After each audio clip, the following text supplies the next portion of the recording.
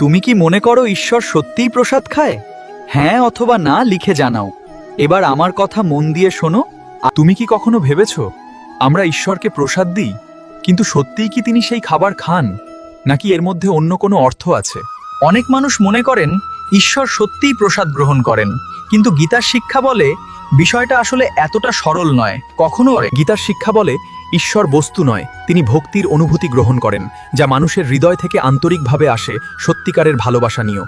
তুমি যখন ফল, মিষ্টি বা জল অর্পণ করো, তখন আসলে তুমি তোমার কৃতজ্ঞতা আর ভালোবাসা ঈশ্বরের সামনে প্রকাশ করছো মন থেকে।